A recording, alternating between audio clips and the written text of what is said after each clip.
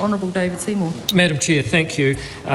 We come to the committee stage of this Education and Training Early Childhood Education Reform Amendment Bill. I'd like to reiterate my thanks given at the second reading to the Select Committee for their work on this bill. All good. And also just give a brief overview of the first part one, of two parts in the Act. The purpose of this legislation, as has been said, is to establish a Director of Regulation with a set of statutory objectives and some powers and some obligations. All of this is set up so that people in the early childhood sector can actually point to their rights, that the person that holds the power over them will actually have some laws that restrain how they use their power, while also making clear what their priorities are. And so if we go through the clauses in part one, we begin by interpreting what early childhood education is and therefore what kind of services this part of the law will apply to, early childhood services and playgroups that opt in to being certified under the Act. We then talk about the purpose of this part.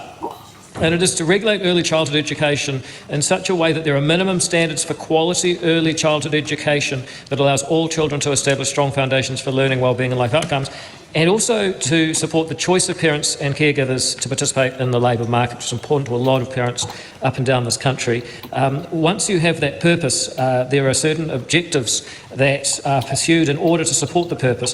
First and foremost, and absolutely critical, is protecting the health, safety and wellbeing of children. Then there's educational and developmental outcomes, and then there's accessibility and choice for parents, and then there's informing parents and caregivers, because one of the things that was found in the Ministry for Regulation's review of the early childhood sector is often parents can't actually identify what good is and bring market pressure onto providers to improve. And finally, the objective of implementing a licensing and certification system is something that the Director of Regulation will do to achieve this purpose. It then goes on in 27A to set out the Director of Regulation, that they must be appointed and that they must be an employee of the Ministry at the time of the appointment, and goes on to list the functions that the Director carries out, and that is things such as issuing the licences, providing support and information, and also assessing and responding to complaints about licensed early childhood services. So that's an important avenue for parents.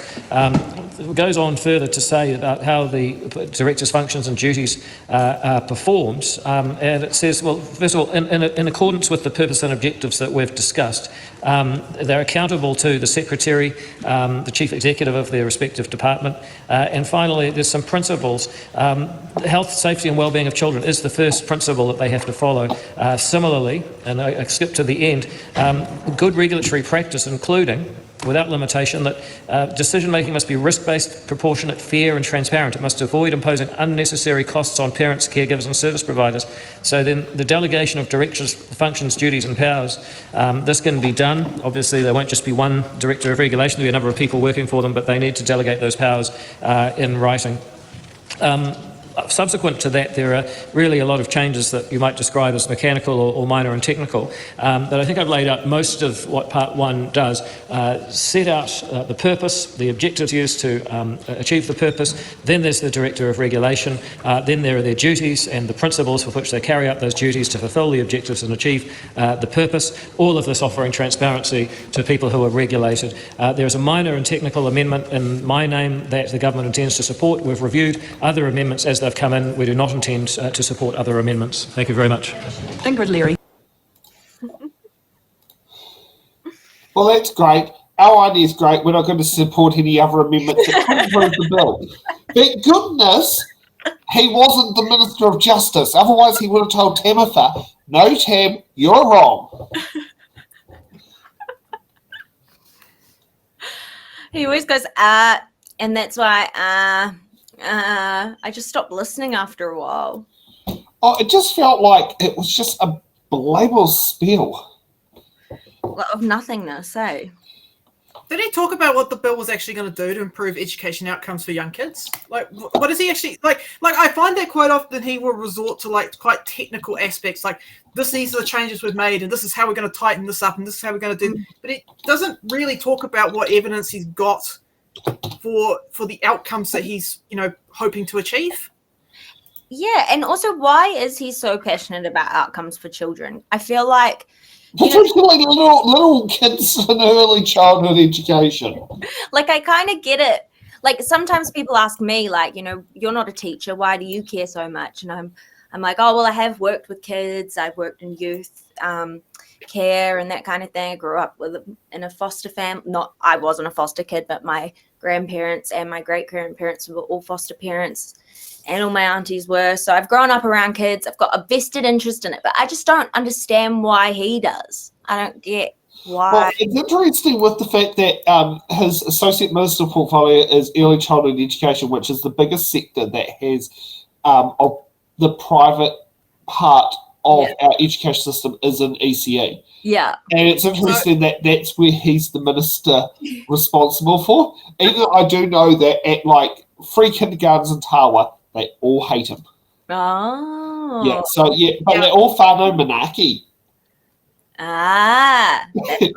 Yeah, and you can probably go exactly straight away that if they're whānau Manaki, they of course are not going to sit there and like David Seymour. Tawa's a real community place, I feel like, and so I'm not surprised at all. Oh, it's a weird town. As someone who kind of went to a private, like, early child care centre, like what I said, the Dutch Reformed Church, I've learned from that, having like a little kid, I've been like 2-3 years old. I don't want kids going off to charter schools and getting beaten. Yeah. Right? Or anything like that. I don't want weirdos teaching kids. No. Wait, isn't there like some US states that still allow corporal punishment? Like like Alabama or Louisiana? Yeah, it's like I get really nervous when it comes to David Seymour and charter schools, especially when I see him, giving Destiny Church the thumbs up to start their own charter school system. I'm like, bro, what are you doing? Gloryville thrives. This is how you get more Gloryvilles. Yeah, it's like, having had family that's gone through kind of like ultra conservative Christian young children education, there are some people you don't want around your children. Yeah. Standards are there for a reason. Yes. And sometimes you don't want Tim Jargo changing your children's nappies. No, I don't want, no. That's our like worst case scenario when we keep doing this, Yeah, that's why I'm like, oh, what? Okay. I have no words. So, should we hear from Ingrid? Thanks for watching. Make sure you're subscribed to our Facebook, YouTube, Twitch, Instagram,